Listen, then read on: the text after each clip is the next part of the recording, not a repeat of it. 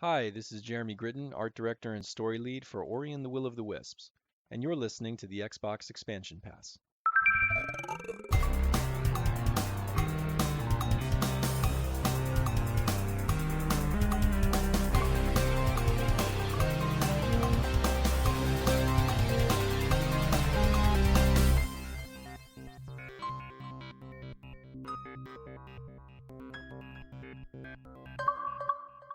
Welcome one, welcome all to episode 95 of the Xbox Expansion Pass, recorded on Sunday, August 15th, 2021.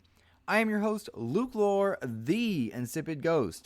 In this episode, I'm joined by guest co-host David Whitaker, Fame2K of Level1Gaming, to discuss the latest gaming news, including the ID at Xbox Showcase, Battlefield's rough technical previews, and Gamescom expectations. After that, I'm joined by the developers of the upcoming title Mayhem Brawler, a 90s arcade-inspired beat-em-up and an urban fantasy joyride. Enjoy.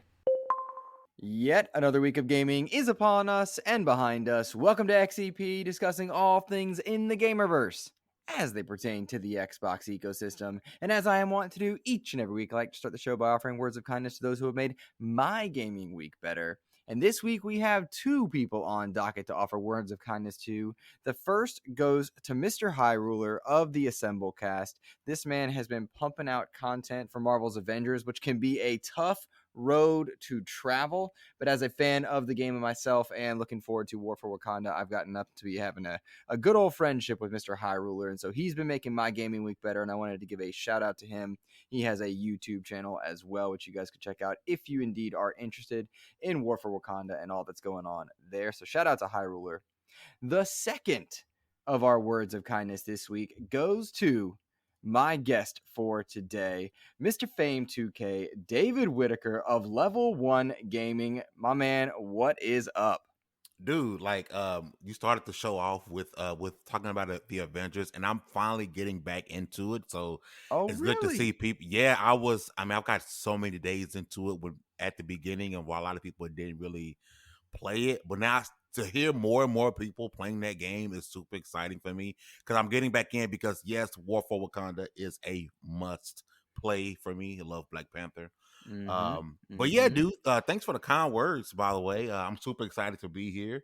I know I had you on 2XP before, and I would love to get you back on again. And I'm happy to be on EXP. So yeah, man, I'm excited to have a good show. I'm stoked to have you. Every single episode that you guys rock over there on 2XP is you make me laugh every single time in the best ways because you couple this insightfulness on gaming with a bit of humor every single time, and it just gets me. And it's exactly what we need in our gaming space. Good vibes. Nobody's throwing shade at anybody unless it's in jest and having a good time. Mm-hmm. And that's how it should be, man. And been getting a bit of attention yourself. I noticed my man Fame2K over on one of my favorite shows, Podcast Unlocked. Is that right? Yeah. Yeah, man.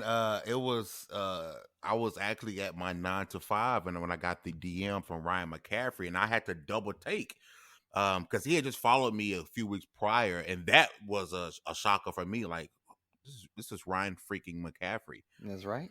And when we saw the DM for the invite, I was kind of shell shocked because like you, I've been a big fan of Podcasts Unlocked. I've watched it for so long, and it's one of those shows like you can just really dream to be on. Mm-hmm. And I'm not gonna lie, I was nervous going on. So I'm like, this is being on Podcast Unlocked is a big deal in the gaming verse that I didn't expect for me to get the butterflies. It's like dating a girl for the first time. I'm like, oh man, I don't want to mess up, But some of the best advice I got from my own team was like, dude, like you done plenty of podcasts, so go on there and have some fun. So I was fortunate enough to go on there. None of my jokes went over anyone's head. They had fun, they laughed, and it was a good time, man. I enjoyed the exposure that it allowed for my team because I'm really big on my level 1 team, Baron, Farron, Jonathan. So it was a blast to be on, and I guess I can say it here. I am happy that Ryan McCaffrey will be joining the Double XP panel here soon for a show, and I'm super excited to be able to speak with him again. That's so cool, man. That's so cool. Ryan is just one of those good people. Not something that you can say, I think, in the gaming industry as far as creators and coverage, is that you see someone that's consistently good for over a Yes. decade and is good to Yes. people and tries to better themselves. And, he does that. I mean, we've gotten to have him on XEP once before. He wasn't able to make episode 100, which is coming up. But it's cool to see him making the rounds and given opportunities with his presence, because sometimes people at that level, they just by being there, they bring attention to what they're working on, Yes, yes, indeed, 100%. And not too long ago, Ryan he made a conscientious effort to reach out to smaller creators and support other people. And even as things are no longer popular on social media, he's continued to do that. I just want everyone to give Ryan his flowers, because he made a commitment. He had a plan in mind with maybe smaller creators, people he thought are awesome creators but aren't getting the attention, and he's bringing them on his show. He's coming on other people's shows. I think everyone needs to give Ryan his flowers, because he not just an amazing gaming content creator, just a great overall person, man. You get nothing but good vibes from Ryan. Agreed. Fully agree there. I know my heart sang quite a bit when I saw Lord Cog on there and a few others. Just, it's cool to see. And that's a bucket list thing for me. And so you got to check off one of those things by getting to be a part of that Unlocked family for a week. And it's when you can celebrate in your friend's success, that's even better. And we need more of that, I think, around the place, Definitely. I'm really big on wanting others to win. Even with level one, like I push my team a lot. It's not really about me, but seeing other people's win and celebrating their wins is something we don't necessarily see a lot in the gaming community, because a lot of people, it's almost like a rat race to first place. But to be able to celebrate other people's wins, that's just as good as winning sometimes, man. So definitely. Agreed. And one of the things on XEP is we often talk to a lot of indie developers, right? We're talking to guys that are making games that they know the game isn't perfect. They know it's going to have flaws, but they're out there doing what they love, putting in their blood, sweat, and tears to put something out. And I would extend that same type of love that we're throwing to McCaffrey Unlocked and to the other creators out there, throwing that to indie games as well. Like they and AAA. We mentioned Avengers before. Certainly they deserve some frustrating words here and there, but by no means did that mean that they weren't working hard. And to see where they've come, when you throw positivity, flowers, as you say, towards people in gaming, making games, others catch on to that, and it's infectious. And that's exactly what I want to see keep happening all around, Exactly. And we kind of talked about this on Unlocked when we talked about EA. We all know that EA isn't, gamers aren't in love with EA, but lately they've been having some really good games under their umbrella come out, and we're talking about no microtransactions for why am I drawing a blank here? Dead Space. Yeah. Dead Space, right? And so I think like we need to celebrate that. Like, hey, you're making better decisions, so let me throw you some flowers, and those flowers include my money. So it's gonna make you. It's gonna want to make you make more of these decisions. We have to celebrate the good in gaming, not always beat people down for mistakes they've made in the past, i.e., Microsoft. There's still people harboring bad feelings for 2013, as ridiculous as that sounds, right? You have to celebrate, how far Microsoft has come with Xbox and Xbox Game Pass, and we got, as the gaming community, we got to stop wanting to hate things and people and developers forever for a mistake they made. Companies change just like people. It's like the weather; it changes. Well, let's touch on that idea, and then I want to extend it to EA. But first, the idea of harboring that frustration for a company for a long, extended period of time. That 2013 Microsoft, they charged $500 versus their competition's $400 with technology that people didn't want in a box that was unattractive and perhaps either, I don't know if you would consider it over-engineered or under-engineered, but it was by different leadership. And where's the line, right? Like, where's the line to say, all right, this was wrong, this didn't work well, this cost my money or my engagement, the games didn't do it for me. at what point do you forgive a company? At what point do you say no more? We've heard about boycotts with Activision and the way they're treating some of their employees. We've seen people just be tired and grow out of other games. I'm thinking about Call of Duty. I guess it's an Activision joint as well. But then I look at EA and they're doing Dead Space. They've got Respawn, which has yet to make a bad game. On the other flip side, they got some other things going on that just are not where we're at. How long does should a consumer allow a grudge to stand before they decide, all right, it's time for a second shot? To me, it really depends on the situation. Number one, Activision. We can hate Activision for as long as we feel. Right? I think at this point, because what's happening or what's being alleged to happen over there is gut wrenching, right? When it comes to stuff like Microsoft, like toward the end of last gen, and it's weird that we're still calling the current gen next gen for the Series X, but let's say the end of the life cycle for Xbox One, that should have been the end of people's complaints with Microsoft, because everything that they started off with at the beginning of the gen was completely gone and completely turned around. You can say at the beginning of the gen, when they said they had to be always online, they flipped the switch at the very beginning and they took that away. They took away the Connect. And then toward the end of the generation, I know it's toward the end of the generation, but you finally saw their commitment to gaming and gaming studios, because even though they were likely working on these deals well prior, the gamer got to see, oh snap, they're buying up studios, which means they actually care about their first party output, which was a complaint, the Halo, Gears, Forza, thing like that. So yeah, they're putting out they're buying up studios, so their first party output is changing. They have this incredible service called Xbox Game Pass, which is designed for someone to play a bunch of games at a low entry fee, on top of getting those first party games day one.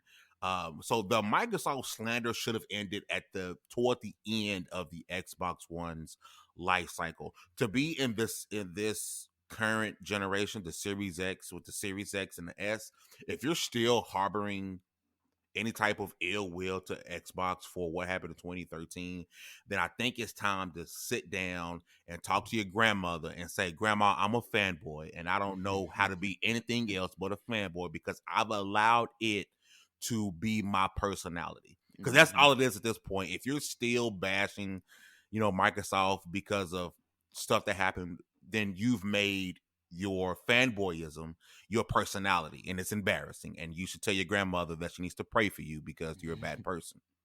You think maybe the reason that some people can't let go and exit that PS4 Xbox One generation is because of how we're entering this new generation now, what is now current gen?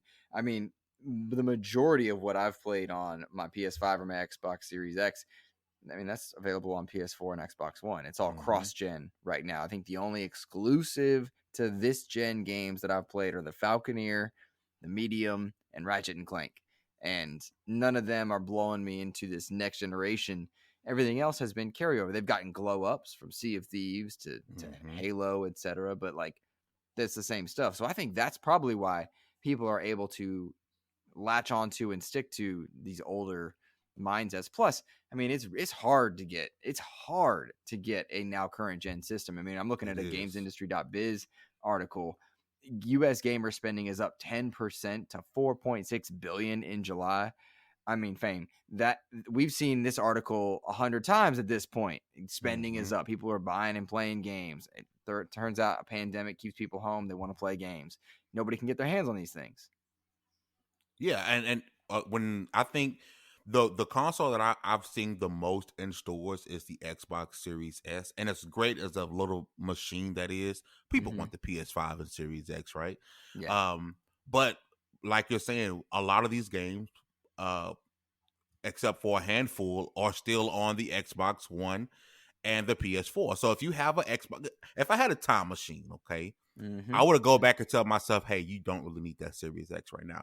Because, I mean, yes, the load times and all that stuff is great. Quick resume is amazing, right? But I will go back and say, hey, you could spend that $500 on something else. And I love my Series X's. I love them.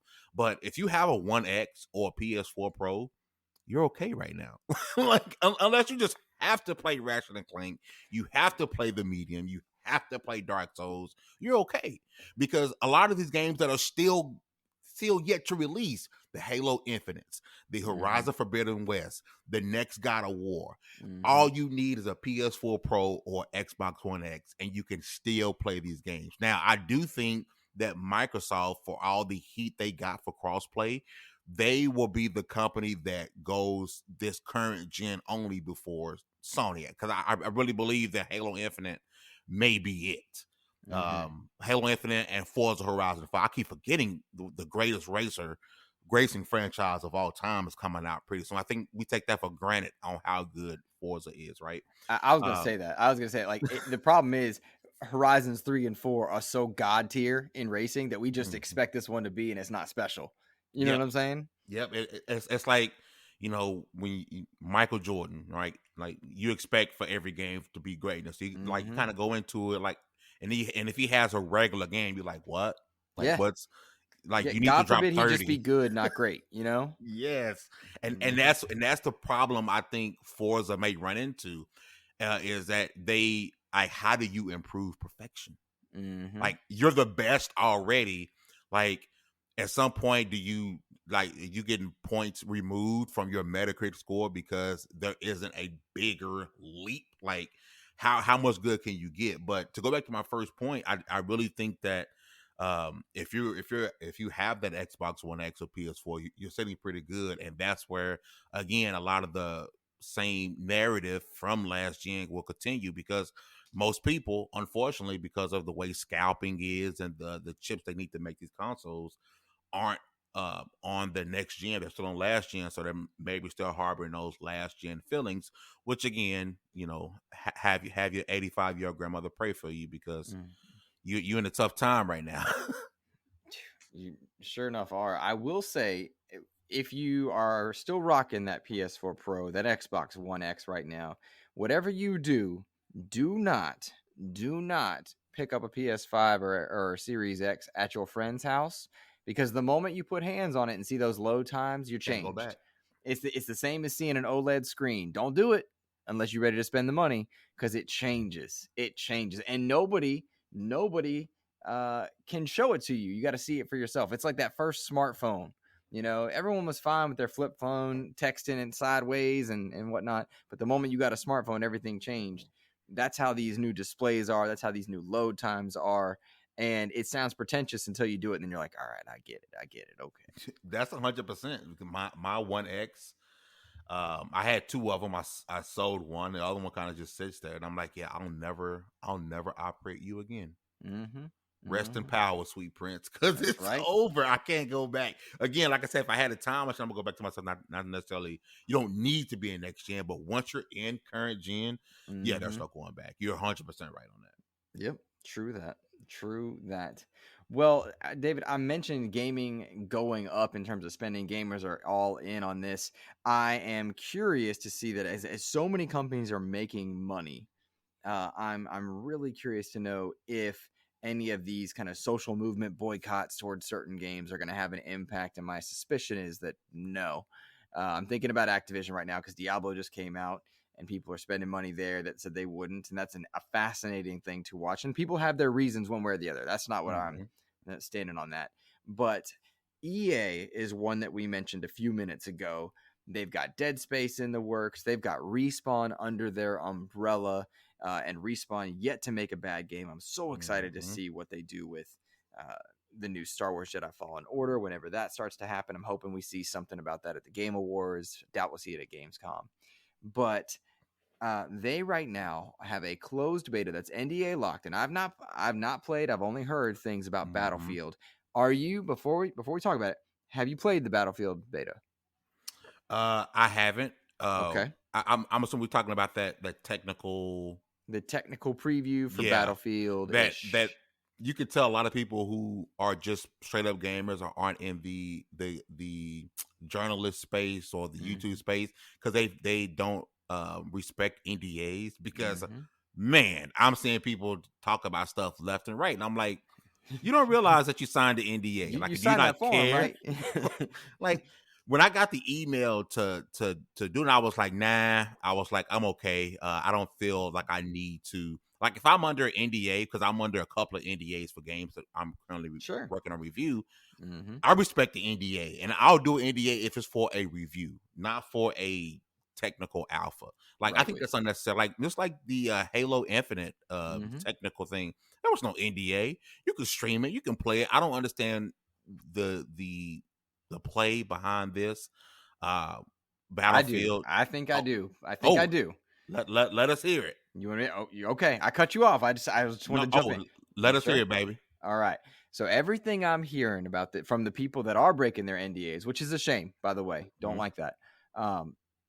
If you're locking a technical preview that you're rolling out to your biggest fans, that to me is a warning sign. Convert, in the flip side, you're seeing Halo open up to everybody with that extra year of development, I might add. Everything I'm hearing is bad. There's nothing I'm hearing that's positive about it. And I'm not trying to dunk on it because we've not seen open stuff. This is all hearsay at this point. I have not played it, I didn't sign a piece of paper on it, and I would not break anything. But everything seems to be broken, janky, and a mess. And that worries me for EA and for Battlefield, because this game needs to shine. There's a lot of pressure on it. It's not Halo Infinite pressure, but every Battlefield seems to launch in a broken state. EA is launching a $70 game with no campaign, which is not the big. To me, that's not the worst thing in the world. However, that's going to be the narrative. That's going to be on the headlines of every single, major publication. And so they have to take that into account. And if everything is negative about this launch in a fall where Halo Infinite is launching, where possibly Call of Duty is launching, and they still have to compete with mainstays like Fortnite, Call of Duty Warzone, and Destiny, I worry for Battlefield, because this is its chance to make a big comeback, and things are not looking good, which worries me. And I'm right there with you. At one point, I was concerned for Halo releasing around Battlefield. And then a couple of things came to mind. Number one, I've heard the same things you heard about the Battlefield technical. Like, it's pretty bad. So now I'm more concerned about that because, number one, I think Halo's going to be okay. Plus, the multiplayer is free to play. Huge, right? That's going to be able to compete in the Fortnite, Call of Duty space.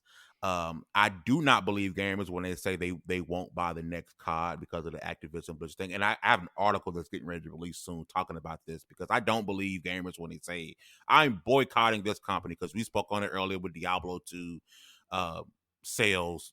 People are going out and buying it, people are playing it. I don't believe gamers I believe they're upset with what happened, but I don't believe they're going to boycott a game that they buy every year religiously, right? That's not going to happen. But yeah, I'm worried about this because I'm hearing some of the same things you're hearing, and at one point, me thinking Halo Infinite will get buried. I'm thinking if things don't turn around, because there's room for every game at any point, right? One good game won't take away from another good game. In my opinion, I think gaming is so big at this point, and with cross-play, cross-gen stuff, that's room for everyone. It's like the YouTube space, right? That's room for everyone. It's big enough, right? Agreed. But I'm worried, and this is someone I went and I don't pre-order a lot of games, but I'm a physical junkie. Oh no, are you really? I'm a physical. I'm a physical junkie. I need the physical copy of games. I don't know what it is. I need you to go sit with your grandma, and I need you to talk to grandma.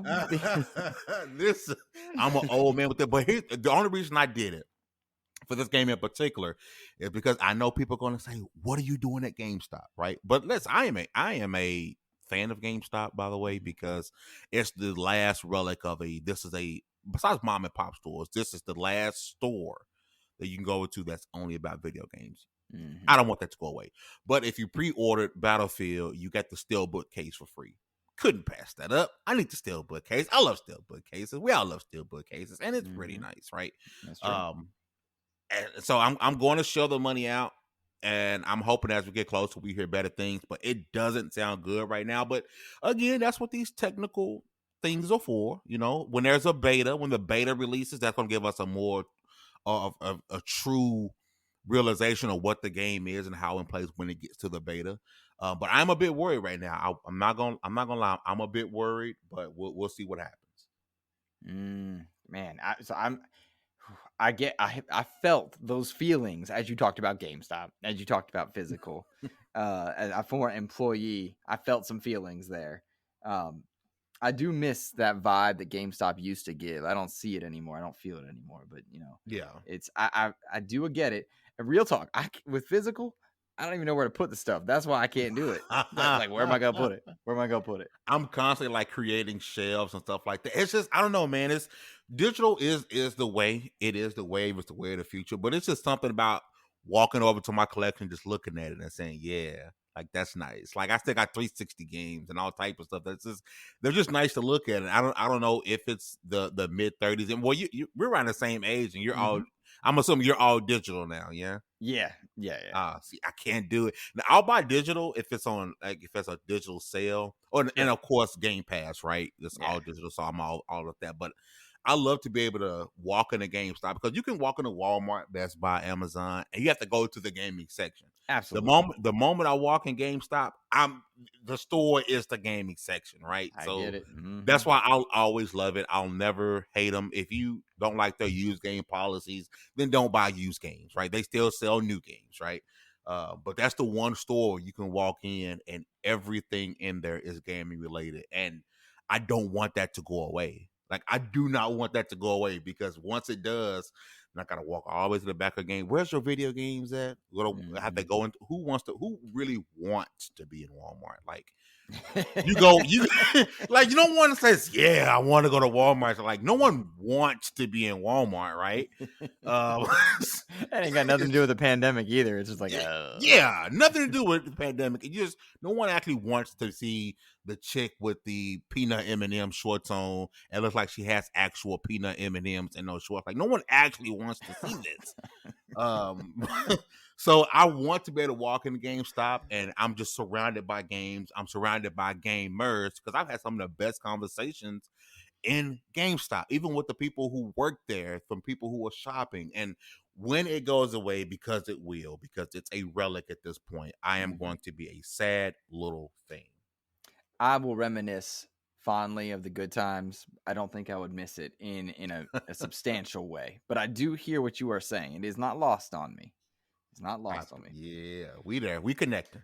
Round me back to Battlefield, though. I am of the mind that this bad boy is getting delayed. I'm of the mind that this is getting delayed. Now, there's a lot of fiscal stuff involved here, but I will say a franchise that's trying to make its comeback, that's struggling with a price point, that has investors to please. I think more and more investors are beginning to realize the damage that a bad launch can have to a brand. I think Halo looks to be reminding us that you can do it right if you do a delay and you sink some more money in and then come back out. I think Cyberpunk taught us some things. I think there are a few other games in years previous that have taught us that a delay might be worth it. And everything I'm hearing, seeing tells me that Battlefield's going to delay. And you have a built-in excuse in a pandemic development cycle. I cannot think of a more perfect time for Battlefield to come out than February. Everyone's been on their Halo Infinite high, which all signs point to, and I recognize the Xbox bias here, but forgive me for it. I really think Halo is going to do quite well across a couple platforms and across a couple mediums, and people are going to understand and recognize Halo once again in a way that they haven't for decades at this point. But why not, as that hype begins to die down, drop a Battlefield into February and give them a new lease on life? And you need not compete for holiday dollars and time with Call of Duty or anything else. And you give your devs time to clean up and make amends. Because 2 months out from launch right now, we're hearing rough things about a technical preview. That's worrisome. Why not give the time? What are your thoughts on that one? And you make great points. My concern is Suits. Game developers can tell Suits all day, hey, it's not ready. And Suits will say, make it ready. It needs to be ready, because you brought up the holiday dollars, and it's so weird for me to hear a Call of Duty or a Battlefield, or even a Halo for that matter, not releasing before Christmas.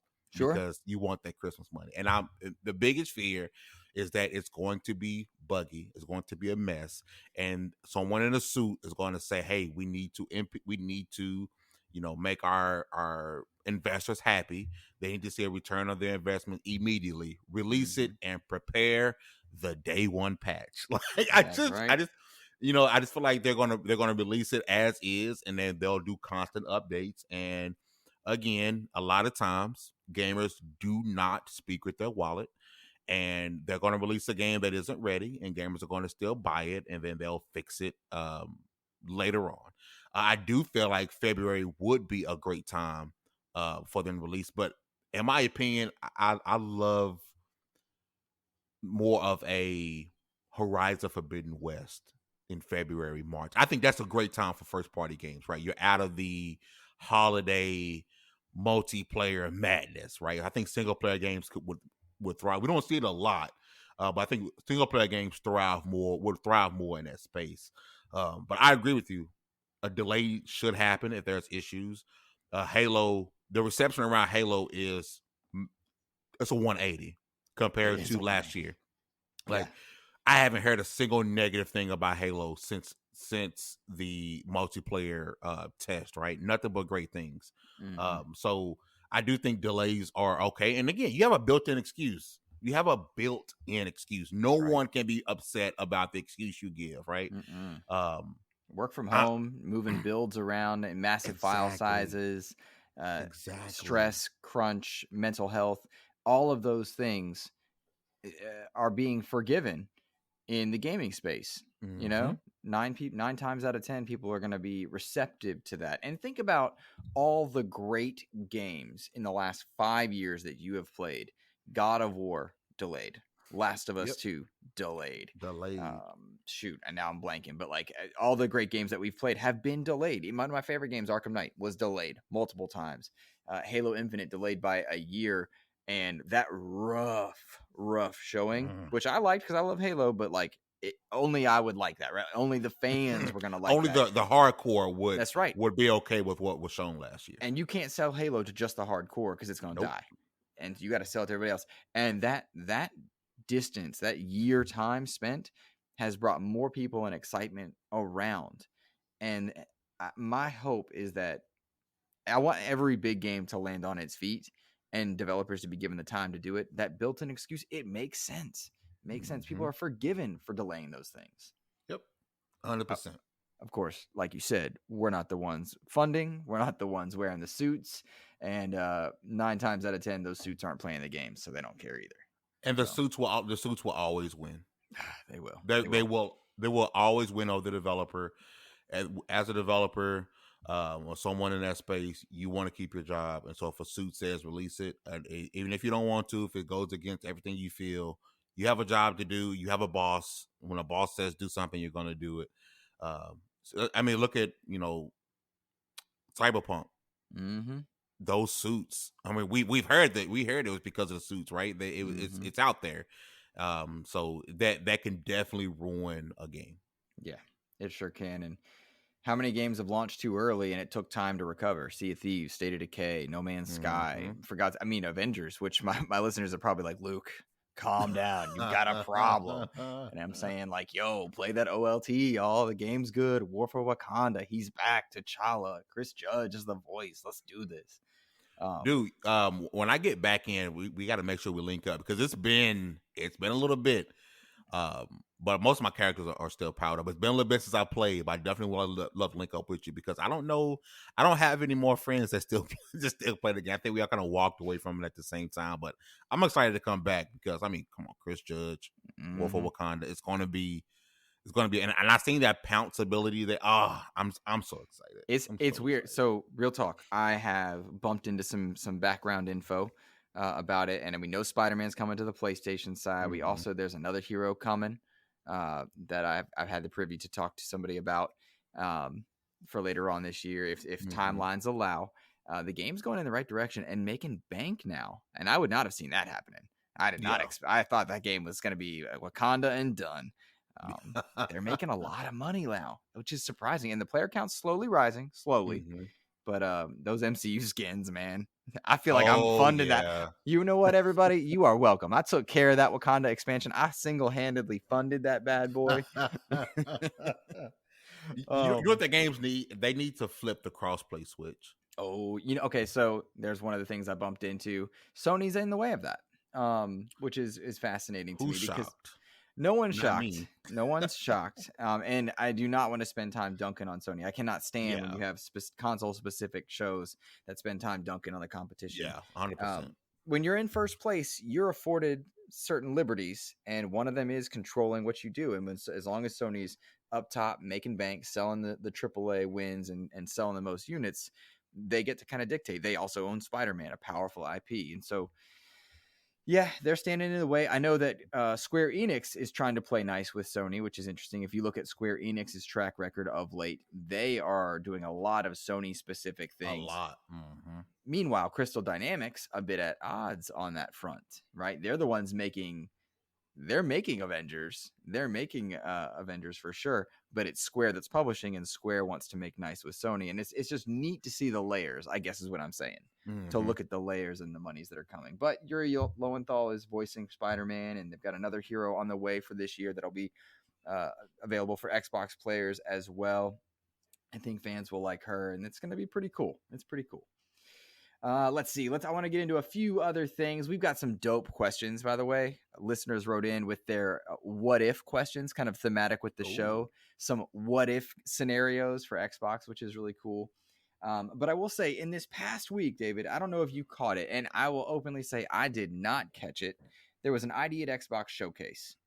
Did you watch it before I go into my spiel?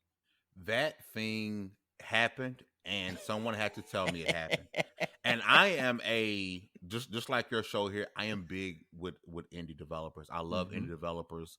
I just released a review for Greek Memories of Azure, a developer that I met back in 2019 or 2018. Dope. I met them at PAX, and we formed a really good relationship. I interviewed them, and I love indie developers, right? And I was ashamed of myself that I didn't know this happened. And then when I found out it happened, I was like, am I going to sit here through a non-live 3-hour event? I was like, I can't do it.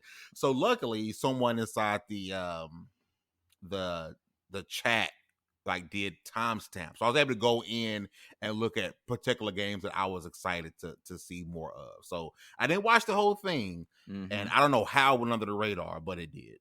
Well, so that's kind of going to be the more poignant element of this conversation, because I'm an Xbox content creator, right?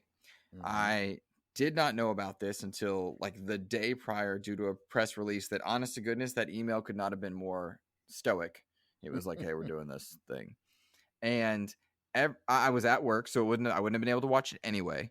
That said, all of the reception, all of my timelines that have been filled with tremendous positivity of late for a lot of the things that Xbox has been doing, particularly related to messaging, it could not have been more down on the format and the way that the content was delivered. And that frustrated me, because my understanding, first of all, ID at Xbox is an incredible program. This is everything I've heard from the many developers I've tried to talk to. They all seem fairly enamored with ID at Xbox. As a gamer and content creator, I'm not a fan of the ID at Xbox label, because it's difficult for the disinterested consumer to know what we're talking about. ID at Xbox doesn't really, like, you don't know what that is unless you're tuned in. Exactly. And these showcases that they're doing very much frustrate me, because we have so many wonderfully capable people in the content creation space and in the production space that there's no excuse to have bad interviewers or bad production in a showcase like this. People that are ill prepared to ask the right questions relevant to a game. That frustrates me a bit. And when you have people who are unfamiliar with the interview formats, or probably more likely, they don't prepare the developers with some of the basic questions they're going to face, kind of that minimal PR training that some of these brilliant people who are making our games should and deserve the chance to have. It makes for a disjointed showcase. And when it's stretched out, badly marketed, and difficult to find, it wasn't on certain channels. It should be available on every single Xbox platform. Exactly. There should I should be twitch.tv/Xbox, twitch.tv/ID at Xbox, YouTube, whatever it is, every single platform, it should be there. And it was difficult to find. And when people got there, it was difficult to know what game was being talked about. People weren't prepared for questions. There wasn't a producer in the ear of someone saying, all right, you're up for this next question. Don't forget to ask them about this. And that led to channels not being used, or the ones with lower follower counts. And it really bummed me out because who suffers at the end of the day? The developers making these games that we are so fond of. And that is my, I suppose it is a rant, but I hope it was one of logic and relevancy. But that was my frustration, David. Am I too far off the ledge on this one? No, you're 100%. I didn't understand because I want to say when I first found it, it was like I went to the Xbox channel, ID at Xbox, and I'm like, where is the stream? I had to go to GameSpot to find it. I'm like, I should be able to type in Xbox ID at Xbox Showcase live stream, and the very first thing that should pop up should be the Xbox channel, right? And that wasn't the case. It was poorly marketed in a lot of ways. I did not like the format. I don't like the format. I just feel like you got two Twitch streamers up there. I just don't like it. I would prefer this type of thing to be more of a state of play, but which is like trailer. Maybe talk about this game and just hit us with the games, right? I think a lot of it is fluff. Like, there's no reason why this stream should be 3 hours long. No, I mean, we're looking at maybe 20 games or so that was shown, maybe 22 games that was shown. Shouldn't be 3 hours long. That's or I guess more if you could say 2 hours. A lot of the first hours is just talking, but I did not like the format. I was happy to see Sarah Bond. Bond popped up. Always. I said it on Twitter. She's my ultimate interview. If Yes. I could interview Sarah Bond, Same. I would be happy. I think I'm gonna start a campaign so I could interview Sarah Bond. But she was great to see. I didn't really enjoy it. So like I said, I was able to pick through and see certain games like Origami 2. I wanted to see more of that. The Artful Escape, of course. Stardew Valley. I definitely want to see more of that. But I really didn't enjoy it. I didn't like how it was presented. I didn't like how it was marketed. Again, I'm with you. I think the ID at Xbox thing, I think they need to rebrand it or rename it. But I do think what hurt, because even the GameSpot stream, 67,000 views, right? That's low for what Xbox should be a big deal, right? Right. Exactly. Because a lot of people, imagine we're in this community, in this industry, and we barely knew about it. Imagine a casual gamer. Yeah. They don't even know what, they wouldn't know even to look it up. And it's doubly frustrating because I think about some of the great presentations we've had. The E3 showcase, the Xbox showcase, followed by the extended showcase with Paris Lily. That's how you do it, right? Like that's if you want, it's controlled, it's well produced. If you want to have interviews, even if they're not in person, like that, of course, was a very expensive thing to get people out there in chairs.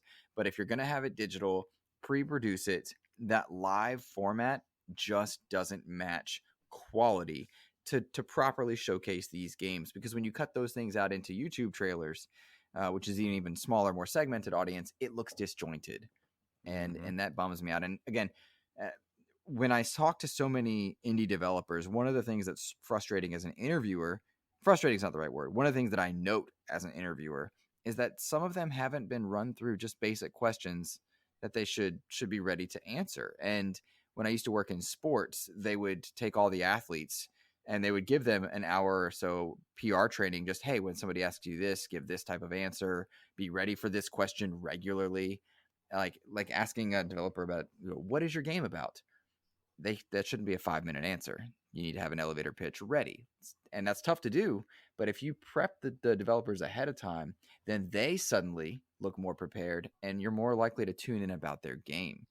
And I just wish that I would like to see that happen a bit more often so that everyone can best show the greatness that is their work. Because I mean, it's a freak of nature feat that games get made, pandemic or otherwise, that we have all this joy to play. I mean, I want that to be celebrated by people. Definitely. Definitely 100%. And some of the best games you can play you won't see on a commercial. You won't see it in a YouTube, advertisement.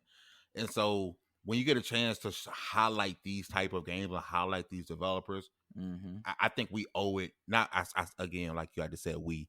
Yeah, because we feel invested. That's why. Yes, that's why it happens. Yes, 100%. So I'm gonna stick with it. Like we owe it to them to be able to put their game in a better space, because the indie developer today is a AAA developer of tomorrow. That's right. And again, what we are criticizing is the format of distribution, not the program. ID at Xbox is incredible as a program, and I want to really double down on that one. And one of the things that has helped that, and I'll transition this topic into Xbox Game Pass, is that so many indies are showing up on Xbox Game Pass and getting their time of day, which is just great to see. I mean, Art of Rally just came out, which people are loving. Boyfriend Dungeon kind of surprise dropped into Game Pass, and while that's not my kind of game, a lot of people took to that, and the developer even tweeted out that their sales expectations were blown away, and that's with the game being available in Game Pass. Yet again, a reminder that program is good for sales and optics. I'm playing Hades right now. That's a little gem. I'm gonna just drop this on you, Dave. I don't know if you've heard about this game called Hades. If you've not, it's a little hidden gem. Very hidden. It's so hidden. Probably 60 on Metacritic. Probably a 60 on Metacritic. And that, of course, Metacritic, it rules all. Man, Hades is good. I get the hype, and I'm glad it's in every place. It was on Switch, but now it's on Game Pass for Xbox. It's available on PlayStation now. What a great game, dude. God, it's so good. I have it downloaded. I don't know if I'm ready to bang my head against the wall just yet. But I do have it downloaded, and I actually pre-downloaded when I got the chance, 'cause I was excited about playing it. So once I can get through more of Remnant, then I'll switch over to Hades, because it definitely, from everything I'm hearing, it's one of those must-play experiences. It is a must-play experience, and that's coming off of my hype and excitement for Death's Door, which I adored, loved Death's Door. This game, Hades, is a special game, deserving of all the hype around it. I popped it in this morning so that I could talk about it on this show, because this weekend, I mean, I've been playing a lot of stuff. I've checked out the Back 4 Blood beta myself, went firsthand, because I spoke with Hearsay in last week's episode, so I wanted to go in firsthand, playing a few other titles that are set to come out, and I was really pleased with Hades immediately, and it felt rewarding, and I didn't feel like, even on those roguelite runs can turn people away. Oh yeah, it's a great game. But the idea, Game Pass, great for indies. A lot of good stuff coming to it. So many games just dropping in there. The Ascent wasn't for me. Indie game, people are loving it. That's awesome. It's a special thing, and I just wanted to take note and just see that, like, you got 12 minutes on the way. Psychonauts 2 on the way. Yes. Ooh, what a good time for Game Pass, man. Indeed, that 12 minutes is. It's not going to be for a lot of people, but it's definitely for me. I can't wait to experience that game. I interviewed the dev back in 2020. This is a funny story about people getting big. Interviewed him in 2020, and he was clearly ecstatic to be interviewed, right? He was like, "Oh my gosh, people are talking about it." now his schedule is packed. I could not make it work. I was like, all right, I got this interview. I could not make it happen for a while. And in as frustrating as it was to not be able to get him back on the show, I was so happy for him. Like, are you kidding me? Everybody's realizing how hard you work. That's so cool, right? That is, and it's crazy how those things works, because we recently interviewed Novine Crumbe, she's Layla Ellison in the upcoming. Why am I drawing a blank? Oh my god! Vampire game that was shown at the last. Masquerade? No. Why am I Redfall? Oh my god, that's embarrassing. Redfall, right? Yeah, I got you. So I found out who was voicing Layla, because I instantly fell in love with that character. Hashtag Bayla. And Baron, who's our communications director, he was like, "Hey, I found out who's voice acting." We hit her up, and when we spoke to her, she said, not even a couple of minutes after that trailer released, like, her emails and everything just blew up, and luckily we're the first ones to contact her. But it's just crazy how those things happen. Like, people are going about the day, and just all of a sudden what you're making or what you're doing gets popular, and your schedule becomes a thing that you can't control, because there's just so many people wanting to speak with you. I had to look up Layla while you were talking. That girl is a queen in that trailer. Bro, I know, yes, exactly. Everything, the hair, the nails, the skin, absolutely perfect. So to be able to speak with Novine Crumbe, who's voice actor, and she's also the voice of E Network. She's the global voice of E Network. Oh, that's dope. Yeah, right. And she even she was just admiring her own character she's voicing, because that is everything at least Black people wanted to see in a character, from a hairstyle, from skin to a tone, a walk. Perfect. Absolutely. I could not agree more. Yep. Oh, look at me getting all flat. Oh my, Layla, hello. And that's coming off of Hades, equally intoxicating. Oh man, Yes. I'm gonna put aside this Valve Deck topic for until next week. Bottom line, Phil Spencer's playing with the Steam Deck, and he's enjoying it. We'll call it that. Gamescom is coming up. I have questions about Gamescom, but I'm gonna wait for a little bit more info to come out. But officially, Gamescom is from the August 25th through to the 28th. I'm curious to know how this goes down and if we get any big announcements from it. I cannot imagine we do, because usually Gamescom is for updates to stuff we already know. Who knows what we'll get, but EA, Ubisoft, Bandai Namco, Sega, 505 are all kind of on the docket to be showing up at opening night live there. Is there anything that you are spidey sensing as far as Gamescom, or are you just gonna wait and see? Where are you at on this one? I'm at a wait and see, but here's the exciting part, right? If we're getting updates on games we already know about, the dope thing is there are so many games on Xbox that we know about that we haven't seen much or anything over. So I'm not saying this is going to happen, but we could potentially get an update on Hellblade, Fable. Like, they're not announcing new games, but Xbox has so many games that are announced that we're just waiting on updates for. That's the beauty of it. So I don't want to set my expectations too high. But the best thing about Xbox is they have so many freaking studios and so many games that just need updates.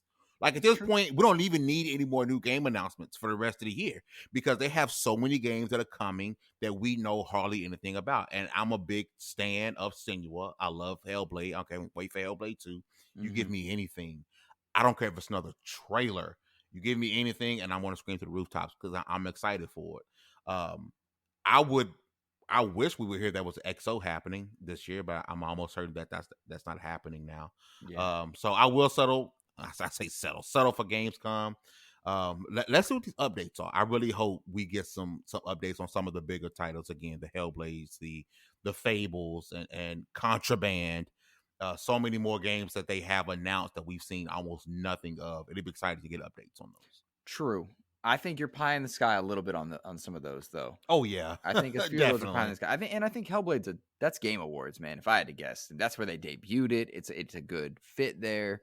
But I think as the Delta variant begins to kind of truly set back in people's minds, because I think people perhaps underestimated it, that's going to impact the gaming industry. And I'm wondering if that will mean certain trailers or certain things that were optimistically in a show are going to get pulled. And I'm those are the things that we see about in a Schreier book 4 or 5 years from now. But I'm betting you there's some things on the docket right now that won't be there come showcase, whenever that is. I definitely agree 100%. Yo, let's get into some of these questions. So many of these amazing listeners wrote in some questions here. They did the what if theme for this week. What if such and such game happens, doesn't happen, that kind of thing. I loved it. I want to give a shout out also before we do questions.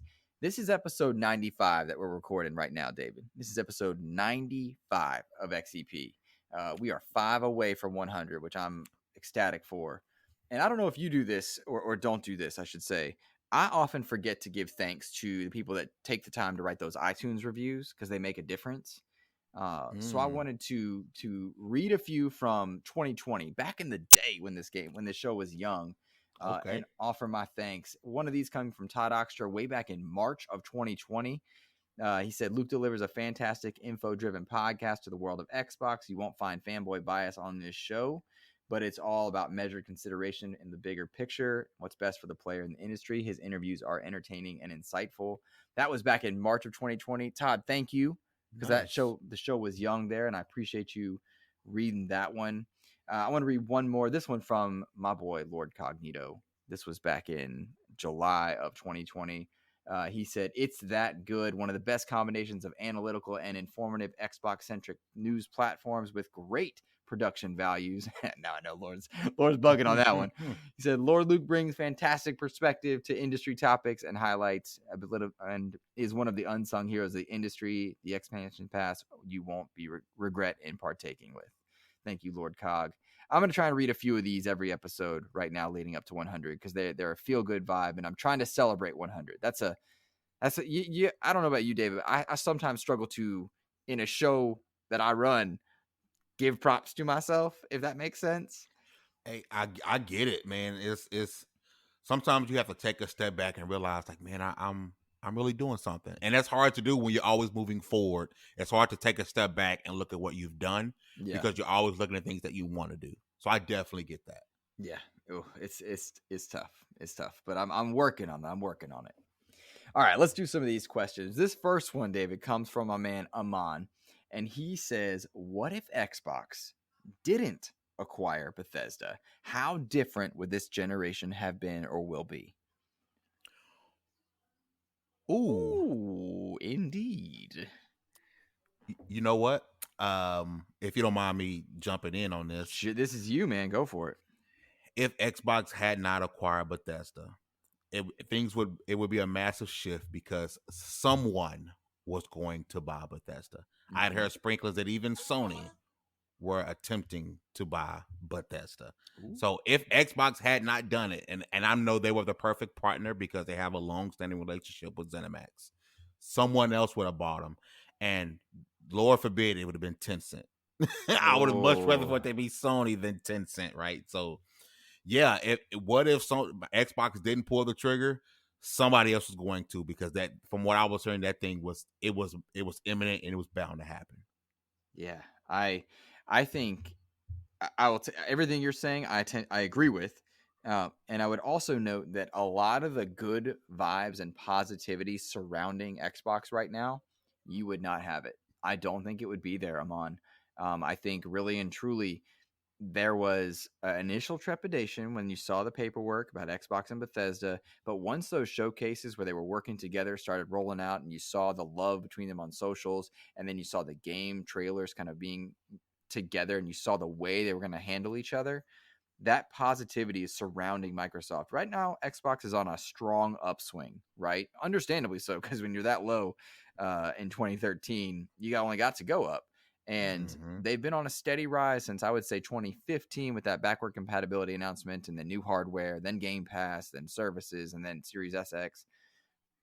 It would not be where it is right now. Right now, there's a lot of optimism around the brand. I think people would be pointing out the fact that 2021's releases include Halo and Forza, and that's all they ever have. Versus Halo and Forza look great, and look at what's on the horizon. So that's where I would stand on that one. For sure. It's a vibe thing. It's a feeling. It's a momentum shift. So that's a great question. I love it. I love it. That's a good what if. This next what if question comes from Adam Leonard of the Mega Dads. And Adam, by the way, he's got some bad opinions out there. This man doesn't like Rogue One. He doesn't like Rogue One, which is shocking to me. He's always dunking on my Snyderverse, as if we can't have Snyderverse, Superman, and another Superman. It's crazy talk, Like, let me live my life, Adam. He says, what if Xbox went in on VR? What would you want to see translated to the format, and would it succeed? David, I'm going to go first on this one to start off because I had the time to think about it. If Xbox went in on VR, they would go in kind of half-assed on it. And I don't mean that as a slight, but I mean that they wouldn't be making their own hardware. They would not be making the hardware the way that PSVR does. Instead, you would see discussions and partnerships with Valve, if I had to guess. And you might still see that. That's not even a what-if thing. I think you might actually see that at some point down the road. But you would see partnerships to get Valve technology working comfortably with an Xbox Series X. I don't know that it would work with an S. I don't know enough about tech to know if it would work well there. But then you would see a dedicated set of studios to make VR games to try and help the software succeed. So you would probably see VR offshoots of games like Gears, VR offshoots of games like Halo experiences the way that Sony had done it first, but evolved and with lessons learned. That's my take on this boy. And I don't know if it would succeed because I don't know that VR is going to succeed in this generation. Perhaps next. It's a matter of costs. David, where are you falling on this one? I think you hit the nail on the head. I don't see Microsoft creating their own hardware for it. I can see it being in partnership with someone else. I also don't see it being on console. I can see them doing something with PC, with the Windows Store possibly. I just feel like as far as where Xbox is, as far as on the console goes, I think if they were to make a hit VR, we're still looking at another console generation before that happens. I believe Phil when he says VR isn't where it should be at this point, because it's not. I have a PSVR and it's been collecting dust for a while, and I when I first bought it was amazing, and I kind of forgot about it. It was almost like I had people over, hey, check out this VR game, Right. and that's what it turned into. It went from me, being excited and putting it on every day for a couple of weeks to me forgetting about it and saying, hey, who wants to put this VR headset on? So I agree with you. I do think they would have a dedicated hardware, but I also don't think that they would initially have one ready for the actual console. I just think it'd be a partnership, and it'd be certain games that'd be strictly for PC. And let's be right now, VR is cool. The setup is a little bit too much effort, and because you have some wireless, some not, it's a little inconsistent at the moment, and it's expensive. But it is gonna happen. Like, it will happen. It's a matter of fidelity and how available it can be to everybody. Exactly. And I think that's the jam right there, for sure. I hope that we get a VR at some point, and I expect to, Adam. I just don't know that it's gonna come down the line anytime soon. Let's see. This one's fun. This one's from Mr. Famous Seamus, one of the most famous Seamuses I've ever known. He wants to know, what if Bungie had stayed with Microsoft? I like this one. If Bungie had stayed with Microsoft, they would not have been as relevant as they are today. They would not have been successful as they are today. And Destiny would not be a thing. Destiny 2 would not be a thing. And my argument for that is they wanted to branch and flex themselves, get away from Halo for a bit. In fact, in the old Halo ODST game, there was Destiny art being used. It's since been removed from Master Chief Collection, but they wanted that. And creativity is everything in the gaming space, and freedom means a lot to a lot of creative minds. If they hadn't branched out, they would have been destined to keep making Halo, and everybody loves a comeback story. And in order to have a comeback story, you have to fall from grace, and that's what happened with Halo.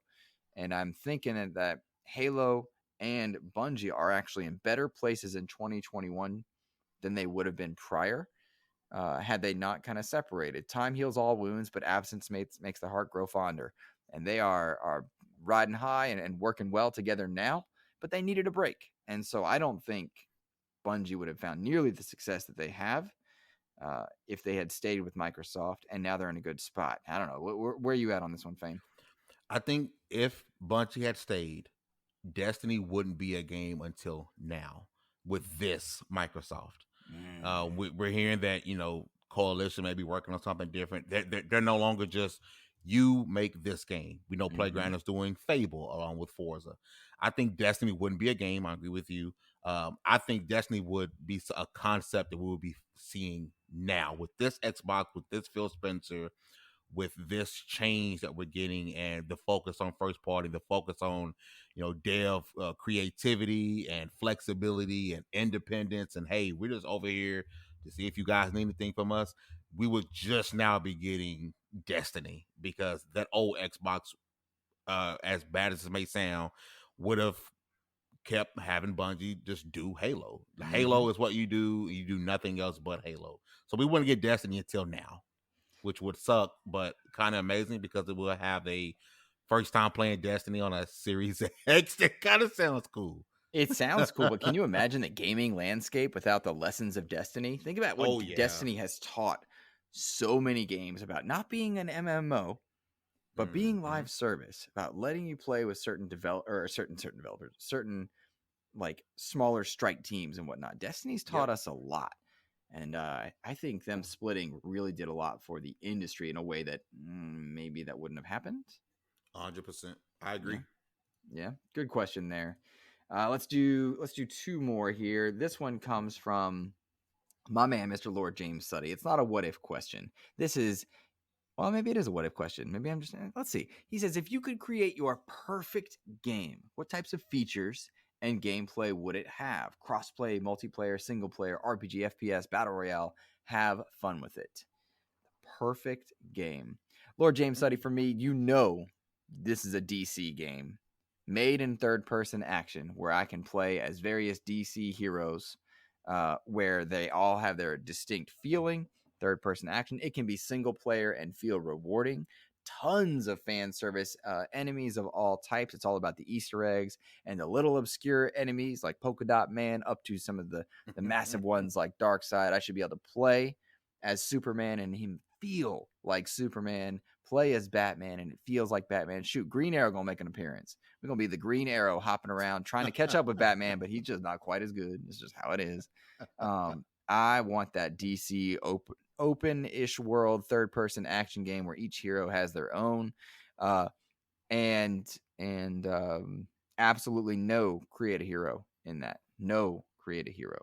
Do not want that. Established heroes only. That's right. That's what I like want. it. Crossplay and multiplayer, absolutely. If you want it, but I'm playing solo. That's what I'm doing. What do you got?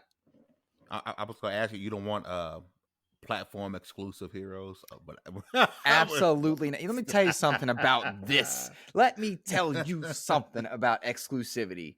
There are some great things you can do with exclusivity, but heroes belong to everybody. Certain franchises belong to everybody. Star Wars should be everywhere. Batman should be everywhere. Spider-Man.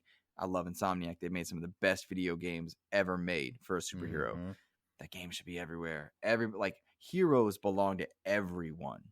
And I'll tell you right now, as a fan of Avengers, I hope Xbox doesn't get their own exclusive hero because I don't want that. I don't want players locked out based on their controller of choice. That is not how I want it. 100%. Now, as far as the question goes, I'm gonna have to cop out on this one. Okay. I think if you asked me this 10 years ago, I'll have an answer. I think my gaming tastes have changed so much over the last 5 to 6 years that I don't even know what I want anymore. Like, I'm like, hey, I'm not a creator like that. Hey, you developer, go make a game and let me try it and I'll see if I like it. I don't know if I could create a game right now because I wouldn't know where to go. I am so into so many different styles of games now. First person, third person, tactical, RPG, RTS. Like, I'm into so many different games. I wouldn't even know where to begin. Like, this is the type of question I would have to sit and put on my grandfather glasses and my Jesus Walks 11 shoes and really think on what I would want, because my gaming palette is all over the place. Like, I'm a kid, discovering fruit for the first time. I have no idea where I would go. So I'm gonna cop out on this one and just say I'm not a creator. I'm gonna let the creators create and I'll try it. I'm about to cop out. I respect it. I'm just so desperate to fly around as Superman. I want a good Superman game. So I respect it all day. I'm so afraid of a Superman game. I'm so afraid of because I just, he's the type of character that's just too OP. He is OP. Yeah. And are you going to tell me that because this weakness is kryptonite? So you're telling me that random goons on the street, unless you can find a way to make the story work to where a cataclysm style event happened to where shards of kryptonite fell across the planet Earth and everyone has some in their pocket. That's the only way a random, can you imagine playing a Superman and you get downed by a goon one? Like, right. Come on. Who even voiced Goon 1 and how was he able to take me down? And I am freaking Superman. Yeah. You would need to do like kryptonite weapons here and there. Recognize, like, let him be OP against like certain characters, right? Let him just tank out. Like, if Bane walks up to him and just drops Bane in a hit or two. But you'd also have to bring in like Mongol and Darkseid and some of these heavy hitters. But it'd be more fun to say, all right, can I do this as Superman, or flip over? All right, it's going to be a little more tough if I'm rocking his Green Arrow or the Flash or something like that. Yeah, there are ways to do it, but cheers to anybody that makes that game, because I don't want the evil Superman game. Injustice is great. Let it live on its own. We don't need to keep making that same story. That's where I'm True. at. That's where I'm at. All right, and there's a anime or there's something, a movie or something based off that universe that's releasing too. Yes, that's going to be interesting to see. So excited for that game, or that movie rather. DC animation, man, it's something. That's where it's at. Yeah. All right, let's rock one more. This one from Mr. Captain Logan himself. He said, Phil Spencer gave a 1-week review of the Steam Deck and seems impressed. Additionally, he's been on record as saying he wants Game Pass to come to as many devices as possible, and talks with Nintendo aren't positive. Will Phil replace the Switch on his shelf with a Steam Deck? Logan, that Switch on his shelf, he says it was a gift from Nintendo because they're down the road from each other. And I think he's trying to open it in positive relations with them. I don't think it's a Phil thing so much as an industry thing and licensing thing and where monies are. Think about the Apple storefront and who wants a cut of what. He does. Xbox wants Game Pass wherever they can have it, xCloud wherever they can have it, because that's the future. Hardware isn't. Steam Deck sounds great, but that thing's huge and it's not portable. That's like a Sega Nomad back in the day. We told ourselves it was portable. Yeah, portable. That thing is huge. I'm all ready for Steam Deck 2 in a few years. For folding screens to be a thing in a few years, but for now, Nintendo is doing what they're doing. They're doing their thing. They're making money. I don't understand it, but I'm happy for them. It'll happen eventually, but no time soon. Yeah, I definitely don't see that Switch being replaced. I if we were to see any other big publisher or console maker do it, bring Game Pass over, it would be Nintendo. It'll never be Sony. So I truly believe that one day I can see that partnership happening. As far as the Steam Deck goes, yeah. I'm not taking that big. I'm not taking big boy out of the house. That thing is huge. It doesn't look comfortable. But I will say, if it truly is a PC and if they can get Game Pass running on that thing, I think that, in my opinion, for me personally, that would be a better solution to play Game Pass on the go than xCloud for me. Even though I got a 5G device and Wi-Fi is everywhere, sure. I have to take my phone and I have to, either go buy Razer Kishi. Oh, I like completely merged those together. That's all right. You have to take that or take a controller. I would love to have it all in one format. So give me a Gen 2 that's not so big, that's not so. To me, it's ugly. It's ugly, in my opinion. But to me, that is a better solution than xCloud for on the go. If you're able to get Game Pass on it. I agree, and I will say the Razer Kishi, it served me well. I'm very interested in that backbone for Android devices. Ooh, that looks as good. A competitor. It looks good, and the Kishi's a little flimsy for shooters, but great for platformers. Yeah, that's kind of where I'm at on that one. We'll see what happens there. Oh man, what a show. I didn't expect us to go this long, but I am so grateful for your time, Mr. David Whitaker. Indeed, brother. We could have went on for hours after. We sure could, man. We sure could. I think it's important that you take a moment and let the people know where they can find you, where they should be finding your content, because your voice is infectious in the best ways, and more people need to have that humor and that positivity. Well, yeah, we're on YouTube, LV1Gaming. If you search it up and you see the fiery red orange phoenix, that is us. If you search up youtube.com/LV1Gaming, it's LV1Gaming 20, because someone took our name because they decided they didn't like us.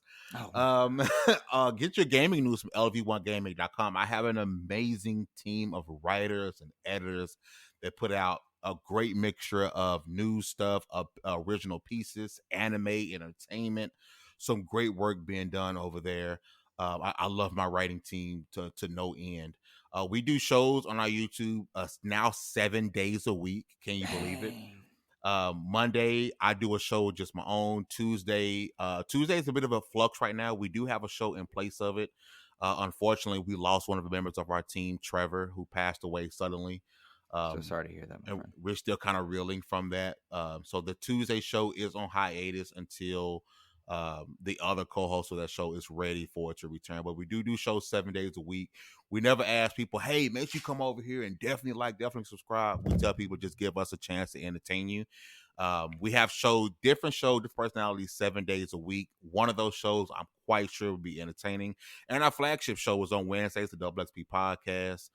We take all the podcast co-hosts from the other shows and we do a show together on Wednesdays. And that's when you get our Jeff Grubbs or the Ryan McCaffreys, our big interviews. They come onto our Double XP Podcast. And yeah, man, I'm definitely appreciative of you having me on today. I definitely would love to do this again. I definitely want to get you back on 2XP again because it's going to always be. Because I want to say you were the tornado episode, correct? I was the tornado episode.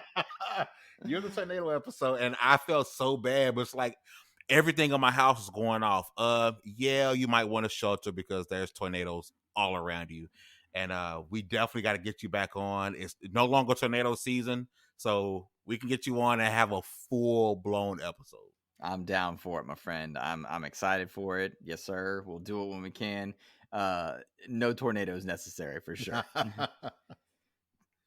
Dear listeners, thank you so much for listening to this portion of XEP episode 95. I'm going to send you now to an interview with developers Hero Concept, who are making the game that is out this week called Mayhem Brawler. It is a 2D pixelated action game in the vein of Streets of Rage. We talk with Serkan Ose of Hero Concept, as well as Aaron Mercetti. Oh my gosh, Aaron, I'm so sorry. They are going to talk to us about their game, what they're doing with that 90s arcade vibe and that urban fantasy beat 'em up, as they say. I hope you enjoy that and give Hero Concepts Mayhem Brawler a look. That's it for me this week. Have a wonderful gaming week, everybody. Take care.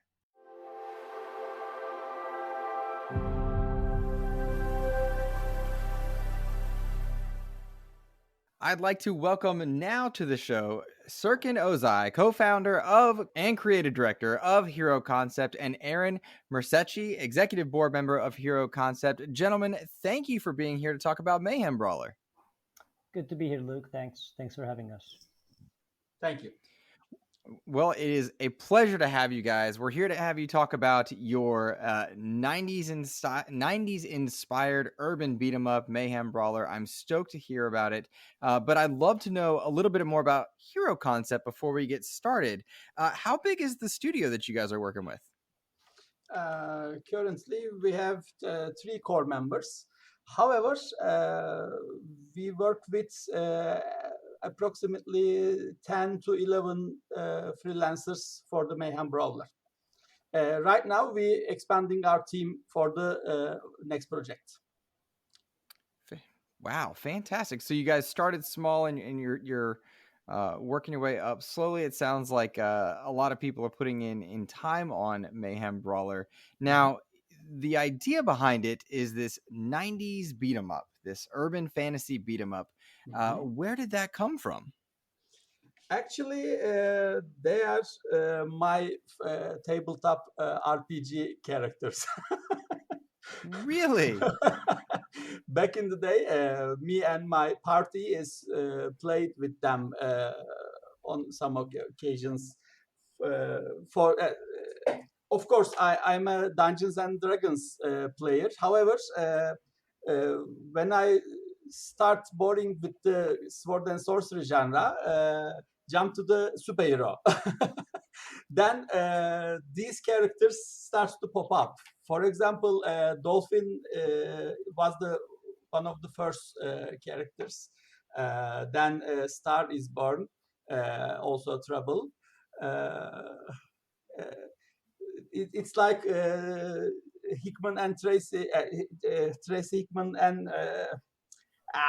what was the Dragonlance writer's name? They are absolutely RPG characters, actually played with tabletop. Really? Huh. Well, that's an interesting inspiration there to have your heroes. And you mentioned they are superheroes. Of course. Actually, Mayhem universe is built around another project, a trading card game project. It was called Mayhem Chronicles. However, since we are a very small team, we cannot afford to marketing efforts for the trading card game. But look, what I want to do is I want to take a step back from what Serkan has been saying, if you don't mind me, and kind of get to the point of why we are framing this game and this universe the way Serkan has been telling.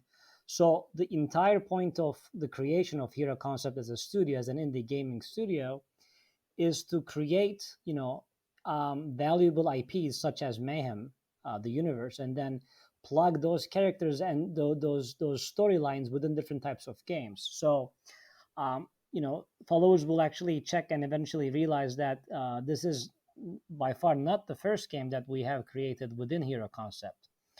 We have a previously earlier set up IP called Dowlings, which with two different games, which are also both inspired from different 90s games. So the first one is a tribute to the brick breaker genre, and the second one is actually a Space Invaders tribute using yeah.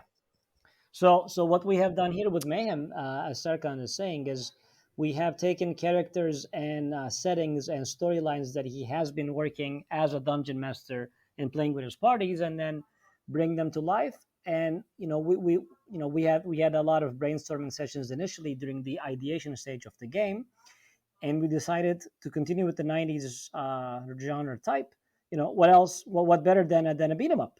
As we have seen the beat 'em up genre come back in force, and adding different angles and various features that we haven't seen in previous games, made this a very passionate project. And now that we're almost at the end of release, which is happening August 19th, so in less than a month, really, it all comes together. Mhm. It's very exciting for us. It's neat to hear how many threads are involved in bringing this game to fruition across different forms of media and different experiences. That's a really fascinating element. Now, you guys have 3-player couch co-op that a lot of people will be able to jump into and play with friends locally, or they can play solo. These superheroes, as it were, are creative and silly and wild, because as we're watching cutscenes, there's also a social media feed on the right side of the screen as well. And look, we're You on can those see- feeds. We have all the people commenting are Hero Concept team members. So you'll see our names pop up and comment something wacky quite frequently. So that's our way of staying in the game rather than drawing us in as a character or something. That's wild. How did you guys land on that as an idea? Actually, I don't have an answer for this. Just showed in my mind. No. So the way Well, the way it came to be is so obviously we want the entire game to have a comic book look. I mean, as you'll see in the demo, I'm sure you've played, and the visuals, we have pushed very hard for a comic book style drawing, and this is all hand drawn, hand driven and drawn animation. So it's very painstakingly detailed, and the longest time we've spent in the development section is with the artwork, with the backgrounds, the characters. I cannot imagine the time it took everyone in the team to get this thing done. So, naturally, what we wanted to do, transitioning from level to level, is to keep the comic book feel. And what better way to describe it than to have the comic book strip, screen by screen explanation of the storyline. And we wanted to kind of keep it dynamic rather than just seeing what's unfolding. And social media is a big part of everyone, and we have been seeing a lot of indie and gaming people reacting through Twitter. So we figured to have a Twitter feed that is kind of keeping the player at least not as bored during transitions. And if they're interested, and I know it is a beat 'em up game at heart, so ultimately people are more interested in punching or kicking people. But for those who are interested in the lore and the storyline, it keeps it much more engaging than just watching an interim screen. Mm-hmm. Also, we have many things to tell about the Mayhem universe. So we need a supportive part for the game. So we created social media feeds. It's sometimes funny, sometimes cringy, sometimes informative, but ultimately it's really fun, and it's tell many things about the game. Serkan makes a very good point. So, I mean, I think the narration device that we're putting in ultimately comes to fruition when you proceed onto the later stages of the game, because one of the key uniqueness that we're offering through Mayhem Brawler is the fact that based on the choices that the player makes at the end of each stage, after each boss fight, there is an option, or there's a choice screen asking you which action you'd like to follow, similar to the books you've been reading as a child. I'm sure you've looked at those too in the past. And based on the decisions that you have taken, you will end up in one of the three endings that we have, which means you'll end up in a completely different part of the Mayhem universe with a different type of mobs, final boss. The storyline will be completely different. It'll eventually make sense if you play it, again and again, and so you can see the different endings blend into each other. But we want to increase the level of curiosity, the level of engagement, and ultimately the replay value of a beat 'em up game, because the classic beat 'em ups that you're playing, you go through them once, you've seen everything, nothing's new to you. So we want to keep it fresh, and we have a lot of good players in the mix now. So we want those people who can, crush through the game in the first few hours to come back and keep playing it, not only for different endings, but we also will have a speedrunning feature built into the game, so that we can have more replay and watchability value, because a lot of people enjoy watching video games than playing it. I mean, I'm on the latter part, but we have to keep the options open. Certainly. And the idea of distinct endings in a brawler, I think, is really exciting, particularly one with 3 distinct endings. And I was noticing when I watched gameplay of the game that players will be making different choices in different elements in between levels. Is that correct? Mm-hmm. Yep. Yes. By the way, final 3 level alternatives totally different, totally new enemies, never recycled from previous levels, totally different final decisions and conclusions. So I personally so excited about this. So I'm still playing the game. This is really important. We start developing since I think 2 years. 2 years we developing the game, and I'm still playing the game with great joy.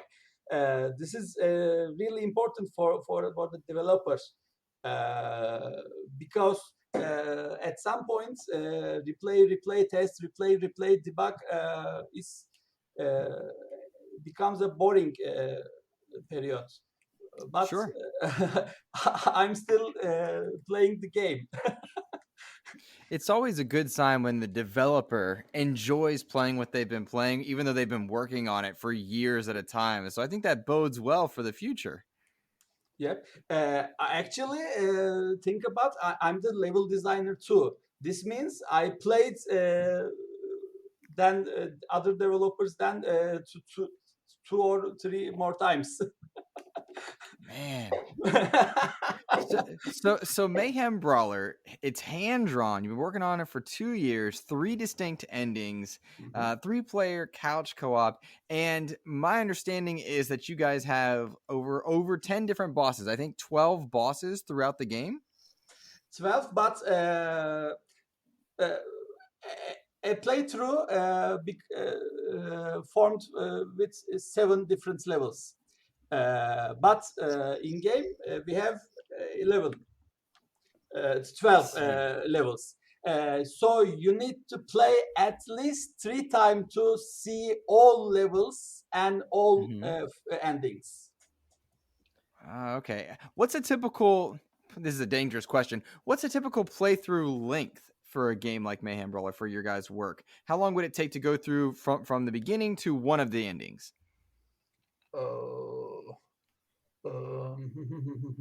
You don't have to answer that one if you don't want to. I mean, I'll play the consultant card and say it depends. But there you go. yeah, see, There you go. I mean, That's some good PR backflipping. I like it. No, but the good thing, yeah. No, go ahead, Saka. If you are an expert beat 'em up player, and you can play easy or normal mode, which is cadet and officer mode in game terms, you can see all endings, 3 playthrough times, maybe 3 hours, maybe 2 hours, I don't know. You can buy it from Steam, and if you complete the game, then you can refund. Nah, we don't want anyone doing that. We don't want that. But this is a thing. No, so well, tell me this. Oh, go ahead, Aaron, please. So the good thing about the AI that we have built into the game is, depending on how you're playing or how many people are joining in and out, the game kind of balances itself. So if you're playing couch co-op with 3 people, you get a lot more enemies. The health bars are stronger, their breakpoints are stronger. But there is there are a few interesting features that you will not be able to find in a traditional, even currently released and played through beat 'em up. So we do have a block button, which is not very oftenly used in a beat 'em up game, and given the difficulty level of the type of different mobs that we have, because here we have different factions. We have werewolves, we have vampires, we have spellcasters. We have combinations of all those things that I mentioned. So if you don't really build on your technique growing up further into the levels, you will eventually get stuck. So you have to be able to figure out how to actively use blocking versus using of weapons and specials. And we also have a large list of different buffs and debuffs that you can either give the mobs or you can receive from them. So you can have bleeding effects, dizzying effects, shielding effects. So learning all of these early on are crucial in terms of how well you can go through the levels. I want to interrupt for just a minute then on that point, because for any listener that's not tracking kind of our descriptions here, your beat 'em up is reminiscent of, say, Streets of Rage and Comic Zone and some of those styles. But as I watch gameplay, I see status effects above these different characters, those shields and those bleeding effects. And that's what you're talking about. Am I correct? Yes, of course. We have three basic debuffs. Bleeds, exposed, and dazed. These explanations embedded with the game, so I will not explain here. But however, it's open a gate for the tactical play. So our high score system even encourages the tactical play. By the way, if you want to deep dive, just open friendly fires and play with 2-player game. This is oh boy. this is a really total mayhem. Oh goodness. For the namesake. Oh goodness, I can only imagine the slapping on the couch if I've got friendly fire on and I'm reaching next to my partner over there. Goodness, that sounds like a good time. Yeah, no, that's very tricky. Yeah. Another thing that I kind of wanted to spend in, so following up with this, as you mentioned, there are a lot of little intricate things that I have been mentioning and Serkan has been mentioning, and you might be wondering how those things came to be. And the big answer to all of this is we at Hero Concept, given what we have learned in the past and our asses being kicked in different ways through project development and releases and functions, we really care about user feedback and player feedback. So in order to make sure that a game of this scale is actually executed properly, we have been working with a very high number of beta testers for more than 6 or 7 months in our Discord channel. So all the levels and gameplay that you have been seeing have been broken down to pieces time and again. And we have received maybe thousands of good and bad feedback, maybe since the beginning of this year, really. So we have gone through all these stages to fine tune, add something, I don't know, debuff something, buff something, speed up something. So we really have to thank all the beta testers that we have that still work to this day to catch different things and to make By sure the the gameplay way, is as efficient as possible. they all niche beat 'em up speedrunners. Are they really? Yep. Goodness. I find that so impressive because I am a terrible brawler. The way, so you're entering into a highly contested zone in beat 'em ups, and you want to add value to the genre, and you don't want to come off as a basic formula. So with the storyline, with the debuffing, with the technical system, with the co-op, with the storylines, and with the gameplay quality fixes and optimizations that we get through specific tester feedback, I think really holds an advantage. And from the initial events that we have participated, both for the Demo Fest and Xbox and Steam and other things, we have been receiving very favorable results. Our ratings have been between 4 and 5, especially in the latest Xbox Demo Fest. And we have been getting very encouraging feedback and writing and comments too. So everything that we are getting, we're making sure to implement into the game. And I can already tell that our team is currently working on the first major update of the game, of the first patch of the game, even before the game is launched in less than a month's time. So this should show people who are watching closely or listening closely that our team is always listening, adapting, and optimizing. Well, that brings up a question from a listener, Famous Seamus, who played your game, I believe, at a Demo Fest. He said, I really enjoyed the improvements you made on the game from last year's Demo Fest to this year's Demo Fest. Specifically, what feedback from those Demo Fests had an impact on the game? And how do you make the game stand out from other 2D brawlers? Take the first part of that first, if you don't mind. What changed between the two Demo Fests specifically? In first demo, we have only one player, no weapon system, no throw item system. Also,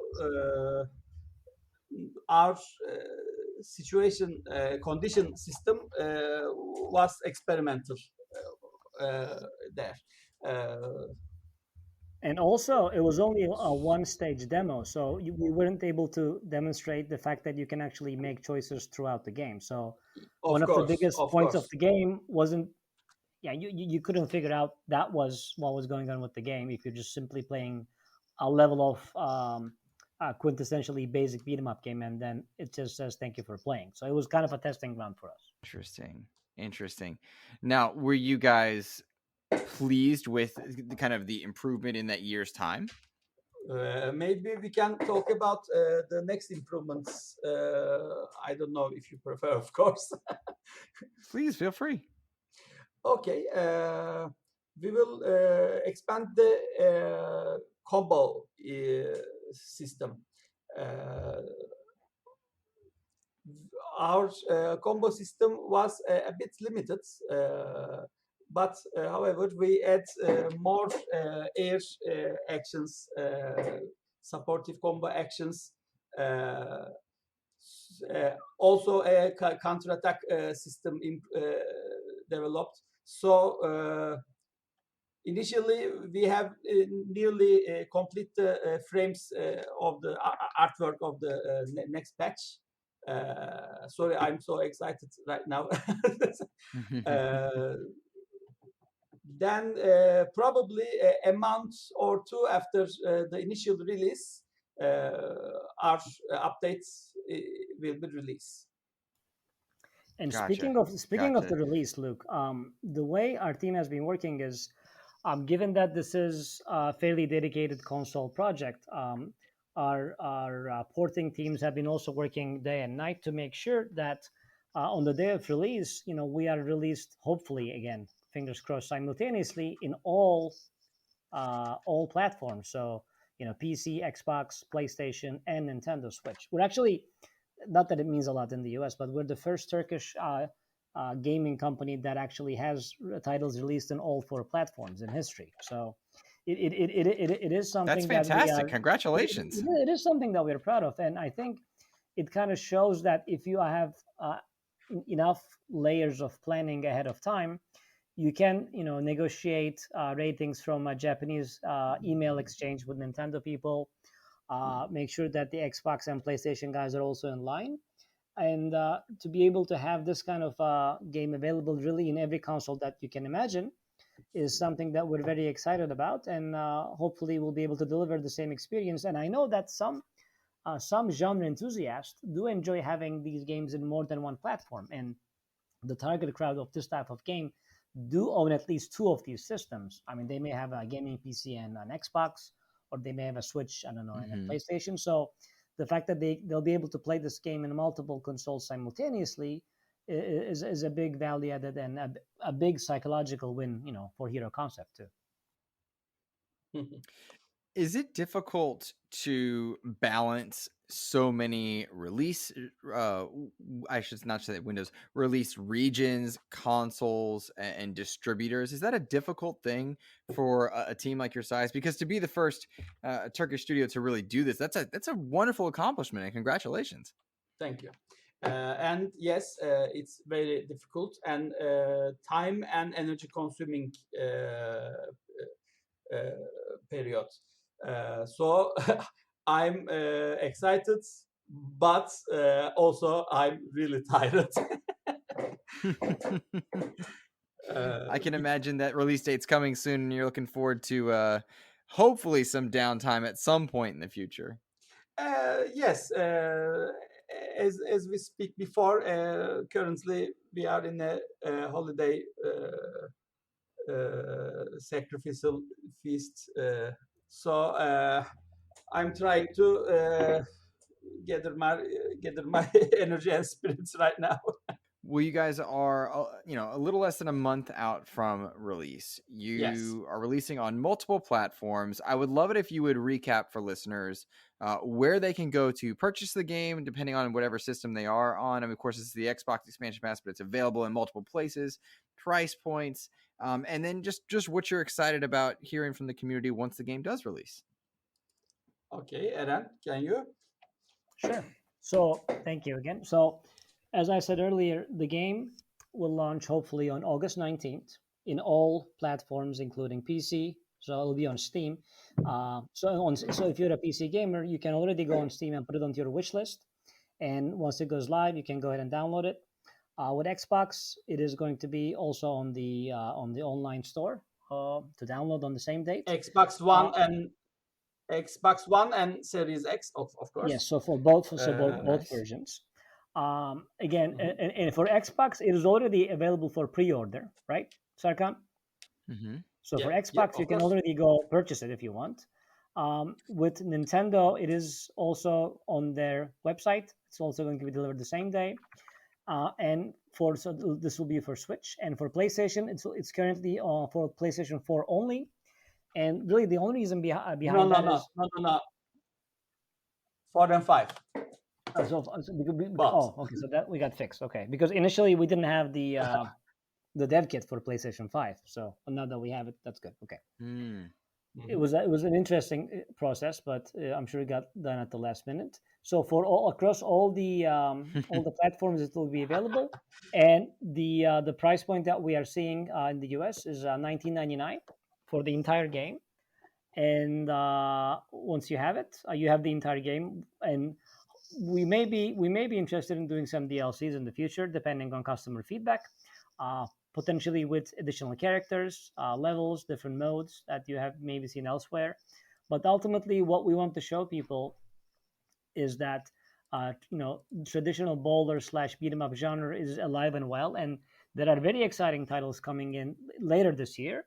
And we're really excited to be in the middle of all these big names, and we are fairly confident that the type of story and the setup that we're providing is really going to excite long-time fans of the genre. And based on all the feedback and direction that we'll get from them, it'll help us to optimize what we have in place, and also contribute ideas for the follow-up projects. So we're really excited, and again, the Twitch and the Discord channel is alive and well, popping. We're always happy to see more people. Our social media is very active in getting touch back and forth. So we're always open to suggestions, messages, encouragement, really anything and everything. So we're a very responsive company on social media, and we're a small company, but we're hopefully going to be one of the more sustained IP developers within the different types of genres of games. And hopefully, if you're looking back in 4 to 5 years and you're thinking 90s games or 90s games tribute genres, we hope to see Hero Concept as one of the leading figures within the realm, for now and forever. Well, listeners, you can find them on Twitter as well at Hero Concept, and definitely do wishlist that if you're on Steam. Check it out if you're on PlayStation, Xbox, or Switch for sure. I am so appreciative of your time today, guys, and I'm so looking forward to release. Thank you for joining me. Thank you. Really excited. Thank you very much, Luke. Really appreciate it.